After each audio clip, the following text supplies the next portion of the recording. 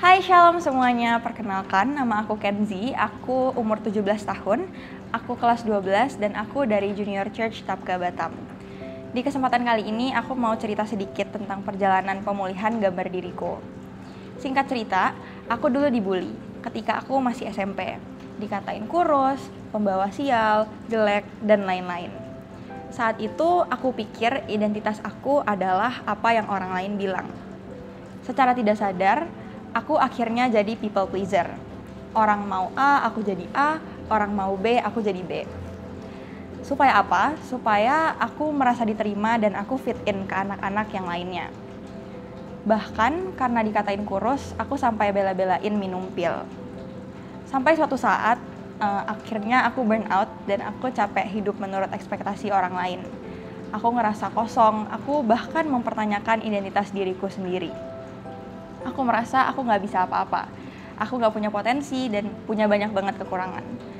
At that time, aku anggap diriku nggak berharga. I have no worth. Karena aku nggak pernah mikir aku bisa. Pikiran aku cuma dipenuhi hinaan orang-orang, apa kata orang, sehingga akhirnya aku udah mikir duluan aku nggak bisa, aku lemah.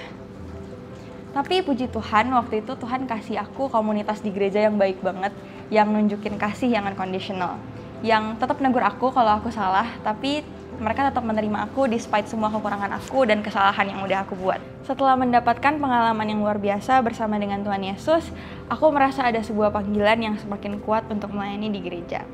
Aku merasa diberkati oleh kasih dan kebaikan Tuhan, dan aku ingin membagikan berkat ini kepada orang lain. Aku bergabung dengan tim pelayanan di Junior Church pada akhir tahun 2018.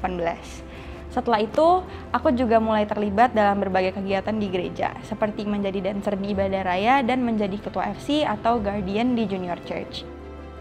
Pelayanan dan komunitas yang tepat mengajarkanku tentang memberikan diri sepenuhnya dalam pelayanan bagi Tuhan dan orang lain. Melalui pelayanan yang Tuhan percayakan kepadaku, aku mulai melihat hasil yang nyata. Melihat anak-anak yang aku layani semakin bertumbuh dan senang belajar tentang Tuhan lebih dalam lagi. Melayani di gereja memberiku kesempatan untuk merasakan kehadiran Tuhan dalam hidupku dengan cara yang baru dan lebih bermakna. Aku bersyukur karena mendapatkan kesempatan ini dan berharap dapat terus melayani Tuhan melalui pelayanan gereja dengan memberikan yang terbaik bagi Tuhan dan bagi orang lain. Tuhan juga ngingetin aku di Yeremia 1 ayat 5, sebelum aku membentuk engkau dalam rahim ibumu, aku telah mengenal engkau. Dan sebelum engkau keluar dari kandungan, aku telah menguduskan engkau. Aku telah menetapkan engkau menjadi nabi bagi bangsa-bangsa. Dari ayat itu, Tuhan ngomong ternyata Tuhan menciptakan aku bukan sebuah kebetulan. Tuhan ciptain kamu juga bukan sebuah kebetulan. Aku percaya everything happens for a reason. Tuhan ciptain kita karena Tuhan punya rencana yang mau Dia genapi lewat anak-anaknya. Tuhan pakai kita lewat respon kita terhadap apa kata dunia dan terhadap bisikan setan. Anak-anak Tuhan diciptakan justru bukan untuk fit in, tapi to stand out. Jadi terang dalam gelap dan jadi garam saat hambar. How can we show love to the world kalau kita sendiri belum love ourselves? Jadi aku mau ajak kita semua buat reframe point of view kita menjadi identitas kita sama dengan apa yang Tuhan bilang. Tuhan bilang kita segambar dan serupa dengannya. Tuhan bilang kita berharga. Tuhan juga bilang bahkan kita sempurna.